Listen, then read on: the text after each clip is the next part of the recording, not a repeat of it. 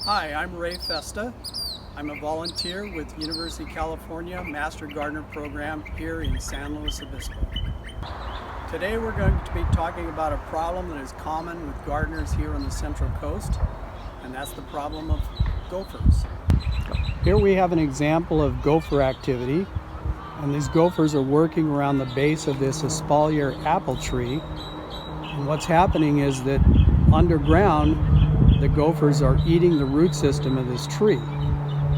One of the questions we often get is, how do you distinguish between a gopher mound, a molehill, and a ground squirrel mound? Well, here in this illustration we have a perfect classical gopher mound. And a gopher mound is a crescent-shaped, fan-shaped mound. As the gopher works this way, he's pushing out the dirt. And as you can see how well granulated this hillside is. As opposed to if this was a molehill, it would be a much more conical shaped mound. Very conical with a hole in the center, which would be plugged, but generally the soil that's pushed up in a molehill is big chunky clods. Now here we have a classic ground squirrel hole. And how this is different than the previous gopher hole that we saw, here we have a larger hole opening, the hole remains open, and we have a casting of soil out here. So ground squirrels will move in and out throughout the day and leave their hole open, where gophers will always close their hole to protect it from predators. There are many options when we want to talk about gopher control. There is baiting, fumigating, trapping, and natural predators. But today we're going to focus on one aspect, and that is trapping. This is one example of a gopher trap called a cinch trap, C-I-N-C-H. And this type of trap is inserted into the hole this way, and this little target is set, and the gopher comes and trips that.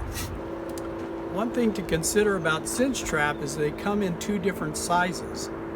So you want to look for the size of the target right here. There's a smaller one and a larger one. The smaller target translates into a smaller jaw of the trap, which makes it easier to insert into the gopher tunnels. This would be an example of a larger target, which makes a much larger jaw, and it makes it more difficult to insert into a gopher tunnel. So we prefer the small one. This next trap style is called a wire trap or a macabee.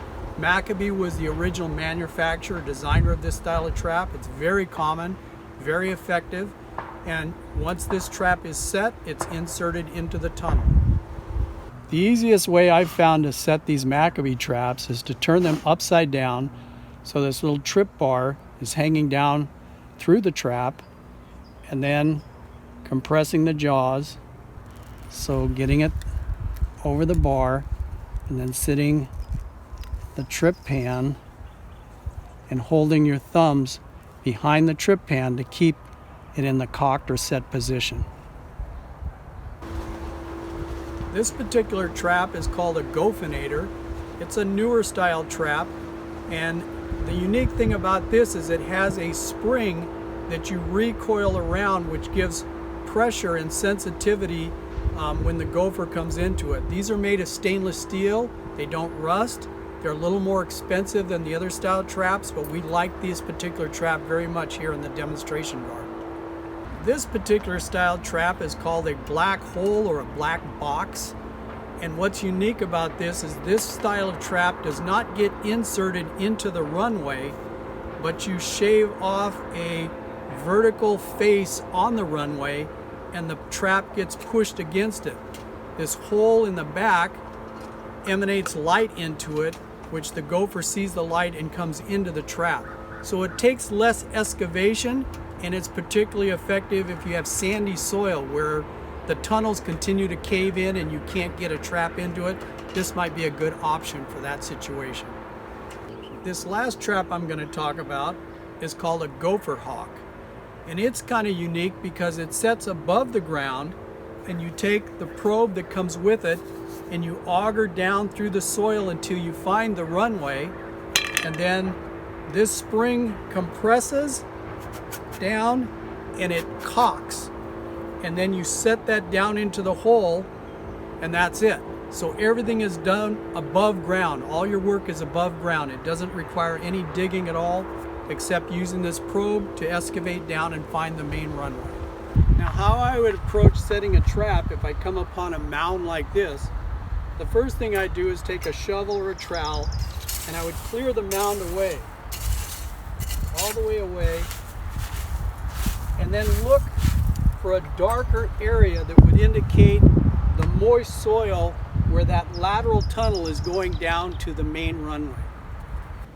So I'll take these two tools and I will try to auger down into the runway looking for the soft soil. So this lateral runway is going to lead me down to the main runway. And I can feel right now that this feels like it's going down in this direction. So I've been probing here a little bit and I cannot find access into the main runway. So now I'm going to take a shovel and I'm just going to dig this section up to see if I can find the lateral tunnel that leads down to the main runway.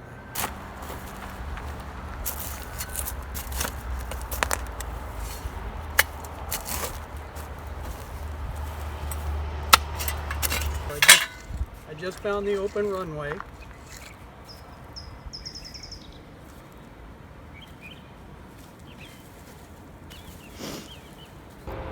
So in this case, I had to do quite a bit of digging following this lateral down, but I found the main runway going through here.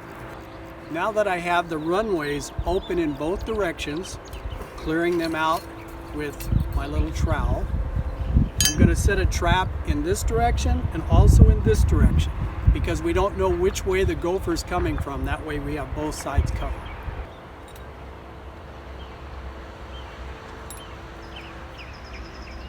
I'm going to hold my finger behind the trap, the pan here, and insert the trap, jiggling in slowly with my finger behind the pan. And I'm going to get it inserted as far as I can.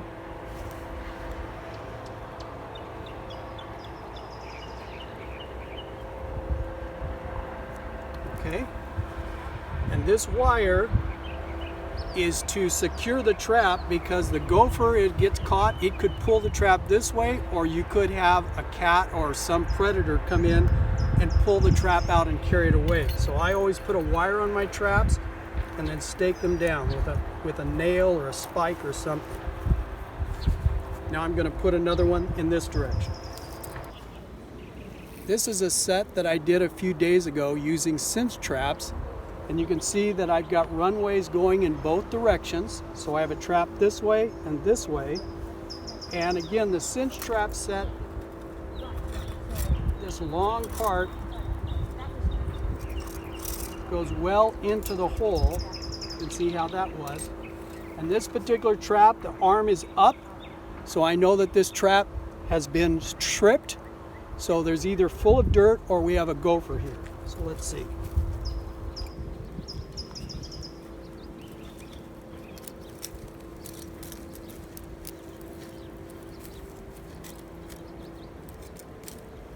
And here we have a gopher. This nice thing about the cinch traps is you just fold this over and the gopher will fall right out. So my preference is either to bury them, or you can even just take and bag them up.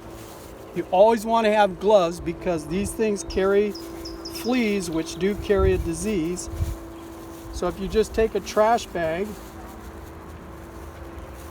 make a glove out of it, just grab the animal, put it inside out, bag it up, toss it in the trash. At this point, I'm just going to go ahead and backfill this hole, smooth everything out, and then I like to take any mounds that are in there and smooth them out, because I want to see if there's any new activity that happens after I made the capture of the one gopher.